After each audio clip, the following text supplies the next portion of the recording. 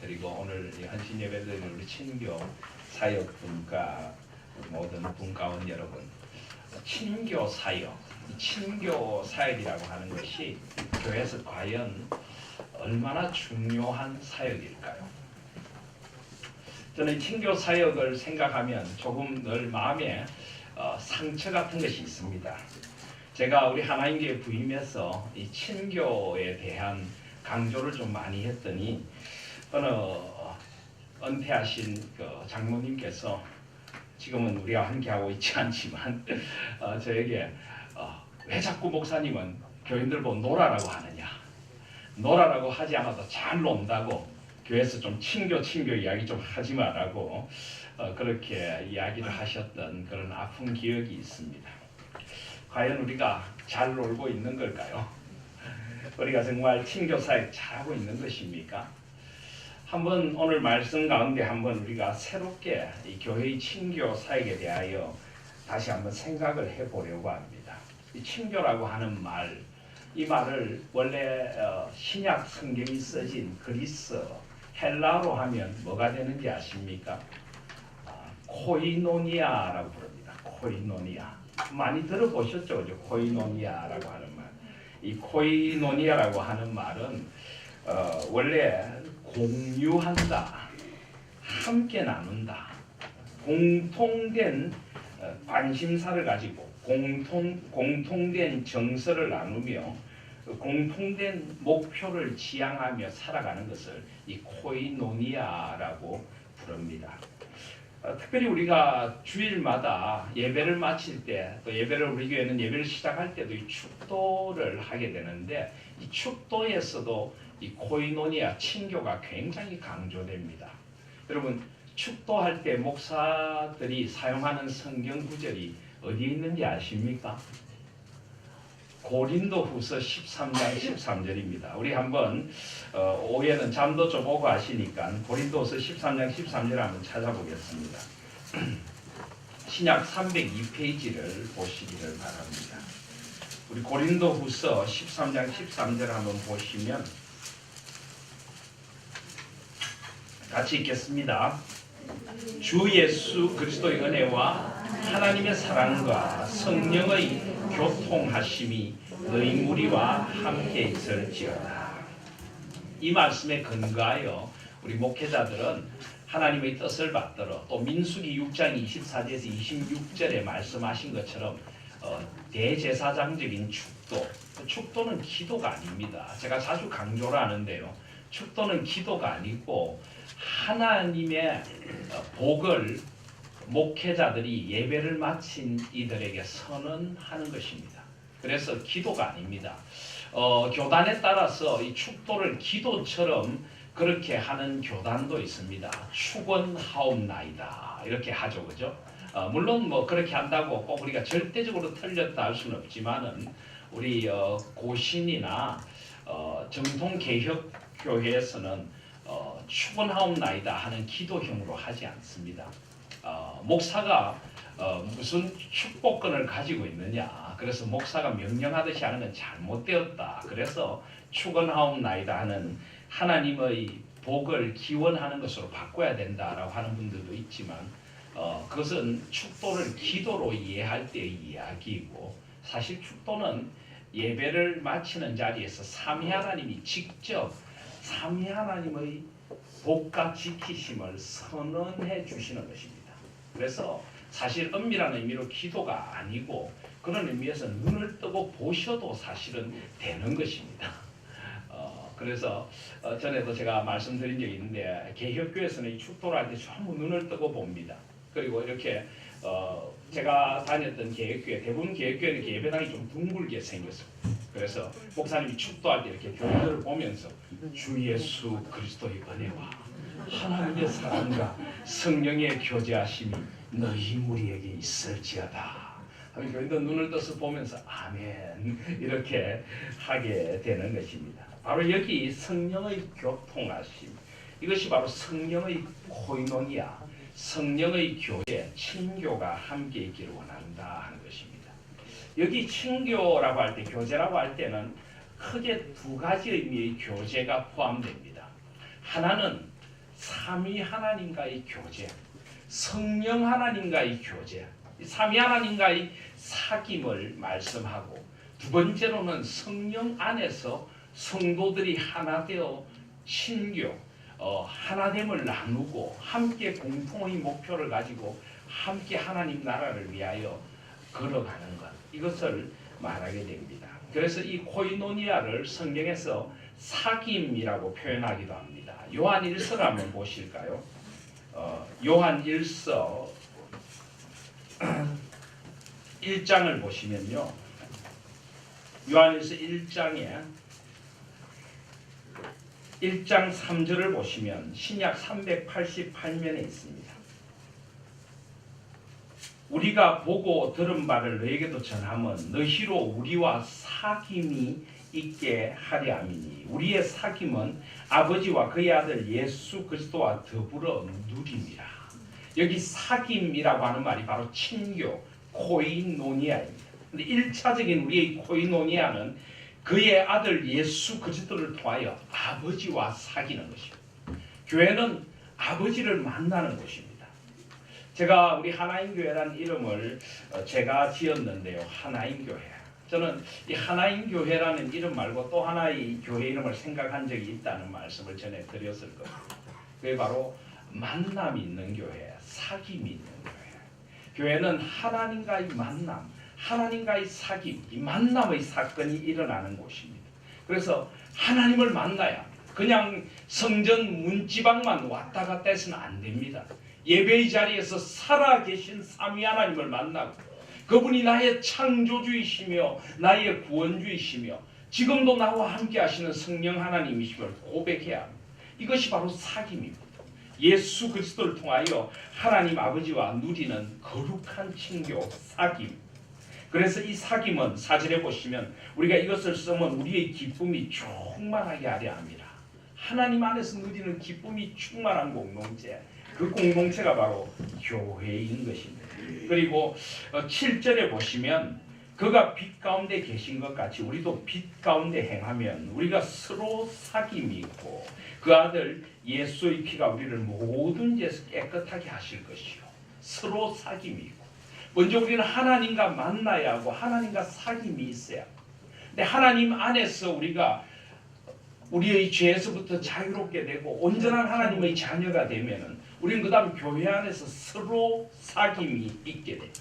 우리는 빛 가운데 걸어가면서 함께 빛된 삶을 나누고 빛된 소망을 나누는 우리 안에서의 사귐, 이 코이노니아, 친교가 있게 되는 것입니다. 이것이 진정한 의미의 성경적인 사귐, 친교, 코이노니아라고 할 수가 있습니다.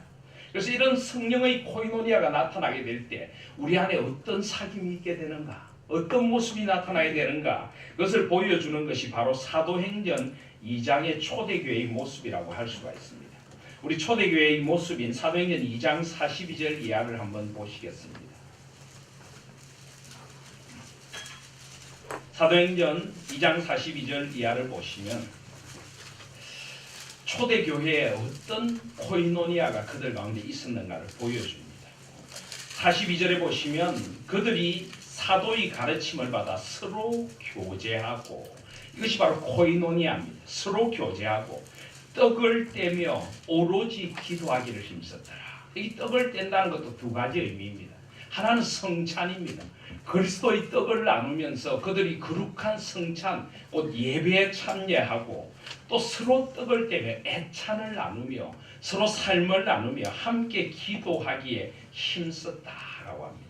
43절에 보시면 사람마다 두려워하는데 사도들로 말미암아 기사와 표적이 많이 나타나고 믿는 사람이 다 함께 있어 모든 물건을 서로 통용하고 또 재산과 소유를 팔아 각 사람의 필요를 따라 나눠준다. 그래서 무슨 공산주의 이론이라기보다는 그들이 서로의 힘듦을 함께 도와주고 서로 지탱해주고 서로가 서로에게 버팀목이 되어 주었다는 것입니다. 특별히 초대교회는 여러 가지 힘들고 어려운 상황에 놓여 있는 이들이 많았습니다. 그들이 서로에게 서로의 소유를 팔았으라도 힘이 되어 주었다는 것입니다. 46절에 보시면 날마다 마음을 같이하여 성전에 모이기를 힘쓰고, 날마다 한 마음이 되어서 성전에 모이기를 힘썼습니다. 함께 교회에 모여서 예배드리기를 힘쓰고 집에서 떡을 떼고 기쁨과 순전한 마음으로 음식을 먹고 하나님을 찬미하며 또 온 백성에게 칭송을 받았다. 여기서 집에서 떡을 뗀다는 것도 초대교회는 성전에서도 모였지만 가정교회에서도 모였습니다. 그래서 가정교회로 모여서 함께 그곳에서 성찬의 떡을 나누고 또 기쁨과 순전한 마음으로 애찬을 나누고 하나님을 찬미하고 온 백성의 칭송을 받았다. 그래서 이 모든 것이 넓은 의미로 초대교회의 코이노니아의 모습입니다. 자, 여러분, 그렇다면 우리의 친교가 어디까지 나가야 하겠습니까?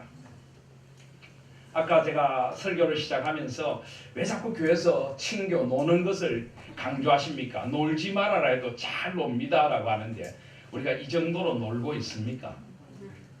네? 적어도 교회의 친교 코이노니라고 할 때는 그냥 앉아가지고 그냥 뭐 죄송한 말씀이지만 그냥 세상 이야기, 정치 이야기, 뭐 운동 이야기 이런 것을 이야기하면서 그냥 한담을 하고 같이 음식을 좀 먹고 이 정도가 교회의 친교가 아닌 것입니다. 성경이 말하는 친교는 마음을 같이 하고 함께 예배하고 함께 말씀을 배우고 함께 기도하고 함께 삶의 꿈들을 나누고 함께 서로를 도와주고 함께 버팀목이 되어서 소망을 향해 비전을 향해 함께 나아가고 세상을 변화시키는 자리까지 함께 나아가는 것, 이것을 넓은 의미로 코이노니아 친교라고 부르는 것입니다. 그렇다면 성경에서 이 코이노니아는 정말 강조되어져야 하는 것입니다. 오늘 친교 분과 헌신 예배를 드립니다. 친교 분과가 바로 코이노니아라는 말을 가지고 있습니다. 저는 우리 교회 다른 분과도 물론 마찬가지지만 우리 친교 분과가 교회를 이런 거룩한 친교의 공동체로 만들어 가는데 앞장서는 그런 분과가 되시기를 주님의 이름으로 축복드립니다. 온 성도들이 정말 마음을 같이하여 함께 교회에 모이고 함께 떡을 떼고 함께 기뻐하고 함께 감사하는 데 가장 앞장서서 교회를 하나 되게 하는 그런 친교 분과가 되시라는 것입니다. 성령의 거룩한 코이노니아를 이루어가는 일에 가장 앞장서시는 친교 분과가 되시기를 바랍니다. 그러기 위해서는 오늘 이 친교 사역팀장님도 간절히 기도하셨지만 우리를 하나 되게 하시는 아버지의 마음을 잘 알아야 돼요. 성령의 코이노니아, 성령 충만해야 합니다. 성령 하나님께서 우리를 어떻게 하나 되게 하시는가를 먼저 알고 성령의 하나 되게 하신 것을 힘써 지키는 일에 가장 먼저 앞장서시는 친교 분과원들이 다 되시기를 바랍니다. 그리고 온 성도들의 마음 아픔과 힘듦이 있다면 물론 우리가 섬긴 분과 나눔 분과에서도 그 일들을 하지만은 경조를 통해서 마음 아픔과 힘듦을 돌아보고 가장 앞장서서 아픔이 있는 곳에 슬픔이 있는 곳에 함께 울어주고 함께 위로해주고 성도의 가족됨을 하나로 만들어 가야 합니다. 제가 우리 교회에 와서 조금 힘들었던 것 가운데 하나가 우리가 저쪽 교회에서 저기 그 전에 우리가 처음 나온 교회에서 받은 오리엔테이션 때문에 그런지 이 불신 가족의 장례식에는 가면 안 된다 그러더라고요. 그래서 그 부분도 좀 제가 그걸 극복하는데 상당히 좀 시간이 걸렸습니다. 불신 가족 장례식에는 왜 우리가 가서는 안 되는가? 그 예수님 못 믿고 죽은 그런 가족들은 뭐 돌아보면 안 되고 우리 믿는 사람은 가면 안 된다. 과연 그럴까요? 과연 그럴까요? 우리가 가서 조문을 하는 이유가 무엇입니까? 예를 들어 우리 어떤 성도님들의 부모님들이 예수님을 믿지 않고 돌아가셨다고 할지라도 우리는 슬픔을 당한 인간적인 슬픔을 당한 성도를 위로하러 가는 것입니다. 그게 왜 잘못됐습니까? 육신의 부모를 잃은 슬픔, 설사 육신의 부모가 예수님을 영접하지 않고 돌아가셨다 하더라도 슬픔은 여전하고 아이는 어쩌면 더 아픔이 있을지 모릅니다.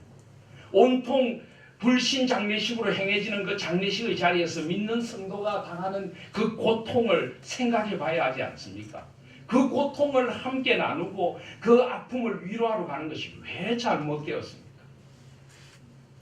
그리고 만약에 어떤 부모님이 돌아가셨는데 가족들, 형제들이 전부 다 불신 믿지 않는 집안이다. 그럴 때 형제들도 우리가 크리스찬이고 교회 공동체에 속해 있는 걸 압니다. 다른 형제들은 직장 동료도 와보고 무슨 뭐 조기 축구의 동료도 와보고 동호회도 와보고 다 하는데 나는 교회에 소속돼 있는데 우리 교인들은 아무도 안 온다는 겁니다. 그게 말이 됩니까? 그 사람들이 보기에 교회 공동체를 어떻게 생각하겠습니까? 교회가 이 정도의 사랑과 배려도 없는 공동체인가? 이렇게 아픔을 함께하지 않는 공동체인가? 저는 불신장례식장에 더 우리 성도들이 많이 가서 함께 울어주고 함께 위로하고 함께 소망을 보여줘야 될 것이라고 저는 믿습니다. 그렇지 않습니까? 그게 왜 잘못됐다는 것인지 저는 이해를 못하겠습니다. 그럴수록 우리는 더 하나 되어서 위로를 나누고 소망을 나누고 그죠? 교회가 정말 우리가 얼마나 아름다운 가족 공동체인가를 보여주는 것, 그것이 바로 경조사역이고 그 사역을 통해서 우리의 소망을 세상에 전하는 그런 경조사역이 되시기를 바랍니다. 그리고 애찬사역, 함께 떡을 뗄 수 있도록 함께 떡과 위로를 나누고 함께 소망을 나누고, 그래서 우리 하나인의 하나된 문화를 이제 만들어 가자는 말입니다. 왜 우리가 그때 그 문화에 젖어가지고 항상 그렇게 해야 된다고 생각하고 있는 것인지 저는 잘 모르겠습니다. 신앙의 본질이 아닌 이상은 우리는 새술은 쇠구리에 담아야 좀 더 성경적이고 좀 더 신앙적인 새로운 것을 우리가 찾아가는 것이 잘못된 것 아니지 않습니까? 저는 우리 친교 분과가 이제 우리 하나인 교회 정말 성경적인 거룩한 코이노니아를 이루어가는 이제 앞장서고 우리 하나인 교회의 그 하나된 문화를 이끌어가고 성경적인 코이노니아를 이끌어가는 그런 분과가 되시기를 주님의 이름으로 축복드립니다. 그런 의미에서 오늘 말씀도 얼마나 우리에게 많은 도전을 주는 말씀인지 모릅니다. 오늘 15절 이하의 말씀을 보시면 사람들이 예수께서 만져주심을 바라고 자기 어린 아기를 데리고 오매 제자들이 보고 꾸짖거늘, 이 아기들을 데리고 오는 것을 제자들이 보고 꾸짖고 있습니다. 이것은 그 당시 문화를 보여줍니다. 우리나라에도 그러했지만은 전통적으로 이 사회에서는 인간이 타락한 후에 죄를 짓고 난 뒤에 약한 인간의 본성은 늘 약자보다는 강자를 중요시합니다. 늘 약자는 사회적으로 소외되고 늘 천대받았습니다. 대표적으로 여성과 어린아이들, 역사 속에서 여성과 어린아이들이 얼마나 차별을 받았는지 모릅니다. 그래서 심지어는 어느 사회 역사 비평가는 그렇게 이야기했습니다. 18세기에는 전 세계가 소외된 노동자들을 찾은 시기이고 19세기에는 차별받는 여성을 찾은 시기이고 20세기에는 어린아이들의 가치를 새롭게 찾은 시기이다. 역사 속에서 차별되고 냉대받던 약자들을 끊임없이 찾아가는 역사가 우리의 역사다라고 부르기도 했습니다. 성경시대에도 마찬가지로 이 아이들을 데리고 오는 것을 제자들이 보고 이 어린아이들이 예수님에게 만져줌을 바라면서 사람들이 데리고 왔습니다. 그 당시 랍비나 서기관들은 아이들을 안고 축복해 주기도 했습니다. 형식적이든 어떻든 그런 축복의 문화가 있었는데 그렇게 아이들을 데리고 왔는데 제자들이 보고 꾸짖습니다. 왜 그랬을까요? 제자들은 어린아이들이 좀 하찮다고 생각했을 것입니다. 예수님이 지금 하셔야 할 일이 얼마나 많은데 어린아이들이 예수님의 사역에 방해가 된다고 생각했을 것입니다. 어린아이 같은 그런 별로 보잘것없는 존재는 지금 여기에서는 중요하지 않다고 제자들은 생각했을지 모릅니다. 그런데 예수님의 생각은 완전히 달랐어요. 예수님은 그 시대에 어쩌면 혁명가라고 할 정도로 그 시대의 사고를 뒤엎는 분이셨습니다. 성경적으로 하나님이 원래 세우신 창조의 질서를 온전히 회복시키는 그런 분이셨습니다. 그래서 16절에 보시면 예수께서 그 어린아이들을 불러 가까이 하시고 이르시되 어린아이들이 내게 오는 것을 용납하고 금하지 말라. 하나님의 나라가 이런 자의 것이니라. 예수님은 어린아이들이 상대적인 약자라고 해서 소외되는 것을 원하지 않으셨습니다. 예수님은 사회의 어느 소외되는 약자들도 돌보시는 분으로 오셨습니다. 늘 가난하고 힘든 이들의 친구셨고 소외되고 아파하는 이들의 벗으로 오신 분이셨고 이제는 어린아이들을 꾸짖는 제자들을 향해서 오늘 이 누가복음에는 이렇게 나오지만 마가복음에는 예수님께서 아주 분노하셨다라고 나옵니다. 마가복음 10장 13절에 보시면 사람들이 예수의 만져주심을 바라 어린아이들을 데리고 오며 제자들이 꾸짖거늘 예수께서 보시고 분이 여겨 이르시되, 이 분이라는 것, 예수님은 이 정도로 화를 내셨다는 게 성경에 몇 번 안 나옵니다. 예수님이 화가 나셨습니다.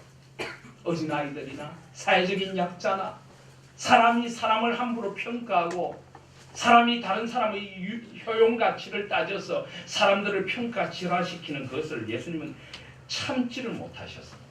예수님에게는 모든 사람이 다 소중하고 특별히 사회적인 소외된 자들, 약자들이 예수님에게는 더 소중했습니다.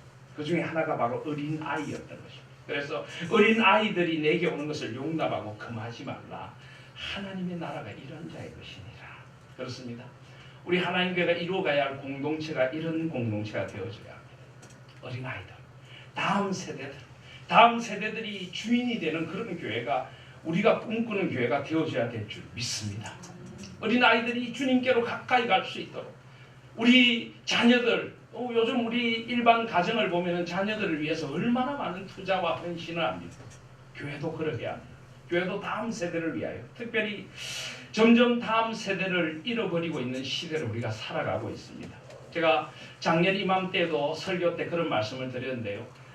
1040 윈도우라는 게 있습니다. 10, 40 창.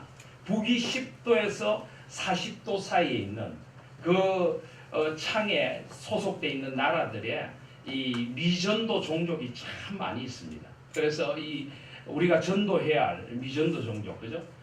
그런 미전도 종족들이 한 80%가 이 10도에서 40도 사이 창에 있습니다. 불교권, 해교권, 동남아시아, 또 중동 이런 데가 대부분 1040 윈도우에 있습니다. 그래서 이 10도에서 40도 창이 우리가 적극적으로 선교해야 될 창문이다 하는 것이 현대 선교학의 과제입니다. 그런데 최근에 414 윈도우라는 말도 나왔습니다. 4살에서 14살. 이 4살에서 14살 사이에 아이들에게 복음을 전해야 된다. 미국에 통계적으로 보면은 4살에서 14살 사이에 아이들이 예수님을 잘 믿으면 평생 신앙을 떠나지 않는다. 복음을 전해도 바로 이때 복음을 전해야지 14살이 넘어가면은 복음에 대해 굉장히 반항적이 되고 자기 정체성이 형성되어서 복음이 들어가기가 굉장히 힘들다는 것입니다. 그래서 전 세계적으로 4살에서 14살 사이의 아이들에게 그 백지장같이 깨끗한 마음에 그리스도를 심어주고 그들에게 하나님 나라의 가치관을 심어주고 하나님의 사랑을 심어줘야 된다. 1014 윈도우, 4살에서 14살 사이 그 아이들에게 복음을 심어줘야 한다는 것이 얼마나 중요한 과제인지 모릅니다. 여러분, 자주 말씀드리지만 우리나라의 아이들이 점점 복음에서 멀어져 가고 있습니다. 우리가 아이들을 작게 낳는 그런 이유도 있겠지만은 점점 세상의 이 문화, 이 온갖 멀티미디어, 미국 아이들은 평균 요즘 스마트폰이나 이런 TV 이런 TV 게임에 평균 하루에 한 7시간 50분을 거기에 앉아 있는다. 우리나라는 더 심할지도 모른다는 생각까지도 하는 사람이 있습니다. 아이들이 점점 세상의 문화에 마음을 잃어가고 점점 복음적이지 않은 문화 속에서 우리 아이들이 이뤄져 가고 있습니다. 최근에 합동교단의 통계를 보면요, 한 10년 사이에 합동교단의 주일학교가 3분의 1로 줄었다. 말이 3분의 1이지 한 20만 명의 아이들이 사라졌다. 앞으로 주일학교가 계속 남아있을지 우리는 잘 모릅니다. 30년 후에도 우리 아이들이 이곳에서 오후 예배를 드리고 있을까요? 이곳이라는 이 장소가 아니라 하나님 교회라는 이름으로 우리 아이들에게 정말 복음을 전해야 하고 살아계신 하나님의 생명의 복음을 전해야 하고 교회가 다음 세대를 위하여 모든 것을 다 투자하고 헌신해야 되는 그런 복음에 대한 긴급함을 느끼게 됩니다. 이것도 어쩌면 친교 분과 우리 모든 분과가 해야 할 일입니다. 교회의 이 공동체라는 것은 연세 드신 분과 어린아이들 모두가 하나가 되는 공동체가 되어져야 합니다. 제가 우리 교회 부임한 후에 한마음 축제라든지 이런 거 교회가 전체를 할 수 있는 공동체 축제 같은 것을 한 번씩 개최한 것도, 그리고 또 신앙의 3대가 함께 기도하자 해서 토요일마다 3대 기도회를 만들어 함께 기도하고 했던 움직임들도 다음 세대의 기도의 무릎을 전수해주고 이 신앙의 중요성을 다음 세대에도 일깨워주고 우리가 다음 세대들이 있음을 기억하자는 것입니다. 우리 친교 분과를 비롯해서 우리 모든 분과들이 이 다음 세대를 향한 이 계획들을 언제나 사역의 계획의 아주 중요한 자리에 놓고 어떻게 다음 세대를 위하여 친교 분과가 섬길 수 있을 것인가, 그것도 고민하고 함께 섬길 수 있는 우리 친교 분과와 모든 분과가 되시기를 주님의 이름으로 축복드립니다. 마지막으로 17절에 보시면 주님은 이런 말씀도 하십니다. 내가 진실로 내게 이르노니 누구든지 하나님의 나라를 어린아이와 같이 받아들이지 않는 자는 결탄코 거기 들어가지 못한다. 하나님의 나라를 어린아이와 같이 받아들이는 자가 하나님 나라에 들어간다. 지금 예수님께서는 어린아이들의 중요성만 말씀하신 것이 아니라 우리가 어린아이의 마음으로 복음을 받아들이고 어린아이 같은 순전함으로 친교하고 하나를 이루어가야 된다. 어린아이가 되라라고 지금 말씀하고 계신 것입니다. 여기 어린아이가 되라는 것이 무엇입니까? 이 누가복음 18장에 15절에 어린 아기를 데리고 오며, 특별히 여기서는 어린 아기라는 것을 강조하고 있습니다. 이 병행구절인 마가복음 10장이나 마태복음 19장에는 어린이를 가리키는 원래 헬라어가 파이디아라고 하는 말이 있습니다. 우리나라에도 어린이 선교회 파이디온 선교회가 있는데요. 이 파이디아라고 하는 말 말고 이 누가복음 18장 15절에는 어린 아기, 유아, 타브레페라고 하는 말을 쓰고 있습니다. 유아. 왜 하필 유아를 쓰고 있을까요? 여러분, 이 아기들의 특징을 아십니까? 아기들은 전적으로 부모한테 의존적입니다. 그리고 아기들은 정말 겸손합니다. 겸손하다는 게 아기들이 스스로 겸손을 배워서 부모님에게 공손하게 아기들이 절을 하고 엄마 밥 한 그릇 주시겠습니까? 이런 겸손이라기보다는 그 자체로 그냥 부모를 의지하고 순전하게 부모를 신뢰합니다. 그리고 부모한테 반응을 합니다. 깔깔깔깔 웃고 그야말로 순수한 때묻지 않은 마음으로 그 부모의 사랑을 받아들입니다. 지금 예수님께서는 이런 어린아이 같음을 말하고 있는 것입니다. 우리에게도 이런 순수함이 좀 필요한 것 같습니다. 점점 우리는 어른이 되면서 순수함을 잃어버립니다. 그런데 복음에 있어서도 마찬가지입니다. 하나님을 순전하게 좀 단순하게 신뢰하고 말씀대로 살아가기보다는 우리 늘 계산화를 튕깁니다. 늘 우리 삶의 자리에서 갈등하고 고민하며 하나님의 말씀을 순전하게 어린아이처럼 받아들이지 못합니다. 우리 사귐도 마찬가지입니다. 아이들은 정말 잘 어울립니다. 그죠? 얼마나 잘 어울립니까? 저는 저희 위아이가 4살 때 남아공을 갔습니다. 저희 아이가 영어 한마디 제대로 못하지요. 거기 또 남아공 영어 쓰는 애들도 있고 또 다른 거 현지언어를 쓰는 애들도 있는데요. 근데 아이들은 언어가 안 통해도 놀더라고요. 정말 신기하더라고요.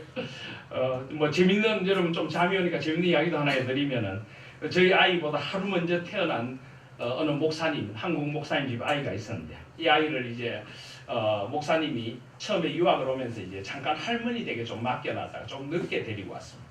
그러니까 할머니 댁에 있으면서 이제 할머니한테 이렇게 좀 조금 뭐라고 할까, 조금 할머니가 쓰시는 용어를 좀 배웠나 봐요, 아이가. 그래서 아이가 열쇠도 쎄떼라고 하기도 하고, 아십니까? 쎄떼라고 경상도 말인데. 그런데 이 아이가 이제 할머니에게 좀 짓궂은 말을 배웠는지 거기 이렇게 백인 애들하고 노는데 자기 마음에 좀 안 드니까 애들한테 이제 갑자기 주먹을 탁 치면서 죽을래? 죽을래? 4살짜리니까 죽을래? 이렇게 한 겁니다. 자꾸 죽을래 하니까 아이들이 이게 무슨 말인지 궁금했나 봅니다. 그래서 그 아빠한테 이제 물었대요. 아빠한테 죽을래가 무슨 말이냐고 영어로 물었겠죠. 아빠가 이제 참 말해주기가 곤란하잖아요. 자기 아이가 그렇게 안 좋은 말을 썼다는 것도 미안하고 하니까. 그래서 그거는 한국식 인사말이다. 인사하면 안녕하시냐, 재밌게 놀아보자, 잘 지내보자, 이런 말이다 라고 그렇게 이야기를 했다. 그 다음에 이 아이들이 한국 사람만 지나가면 우리를 죽을래? 아주 저희들이 황당한 인사를 만났습니다. 약간 우스갯소리를 하니 아니지만 아이들은 그만큼 순수합니다. 있는 그대로 받아들이고 그대로 그냥 함께 어울려서 놀고 그렇다고 우리끼리 죽을래 하라는 건 아니고요. 그런 어떤 순전함과 그런 순수함이 아이들에게 있는 것입니다.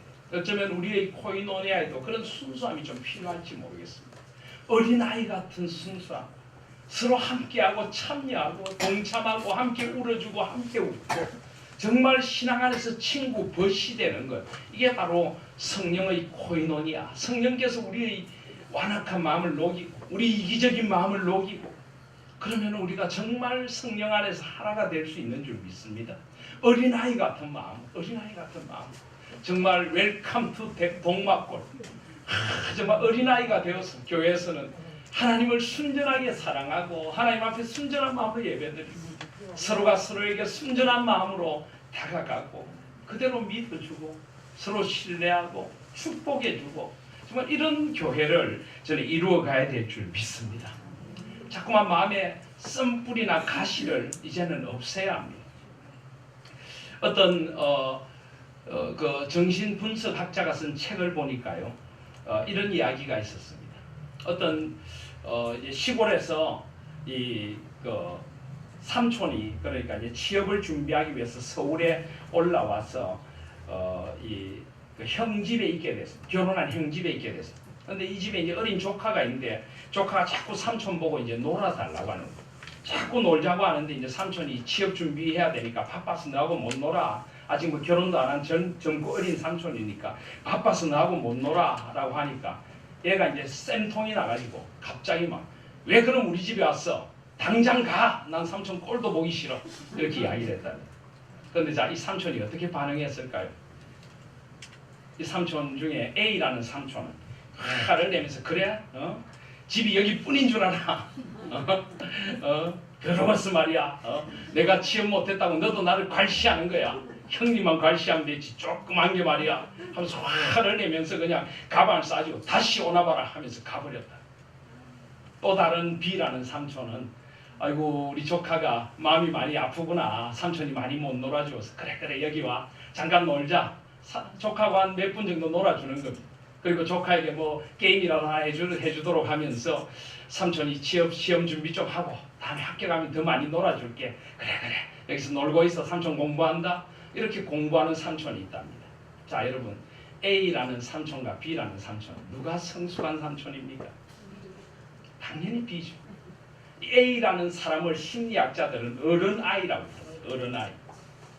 마음에 쓴뿌리가 있는 사람들입니다. 자기의 상처를 극복하지 못하고 몸은 어른인데 아이하고 똑같은 수준입니다. 아이가 그런다고 아이하고 똑같이 싸우면서 그래 내가 이 집에 다시 오나봐라 짐을 싸고 이런 어른아이들이 있습니다. 교회 안에도 죄송하지만 이런 어른아이들이 있습니다. 작은 일에도 상처받고 아무것도 아니가지고 열내면서 싸우려고 하고 다른 사람의 입장은 전혀 고려하지 않고 자기의 소리만 높이고 이래가지고는 교회가 하나 될 수 없는 것입니다. 어린아이가 된다는 것이 그런 어른아이가 되라는 것이 아니라 좀 더 순수한 마음으로 상대방의 입장을 이해해주고 배려해주고 어쩌면 더 순수한 마음이 되는 것이지 그런 철없는 어린아이가 되라는 것 아닙니다. 상대방의 입장을 좀 더 헤아려 줄 줄 알고 상대방의 자리에 설 줄 알고 좀 더 배려하고 좀 더 존중해주고 좀 더 함께 아파해주고 함께 웃어줄 수 있는 그런 공동체, 바로 이것이 어린아이와 같은 마음으로 순수하게 함께 어우러지는 그런 공동체인 줄 믿습니다. 저는 우리 하나님교회가 그런 거룩한 그리고 기쁨과 감사가 넘치는 친교의 코이노니아 공동체가 되기를 바라고 우리 친교분과가 그 일에 가장 앞장서서 거룩하고 아름다운 친교를 이루어가는 우리 친교분과가 되시기를 주님의 이름으로 축복드립니다.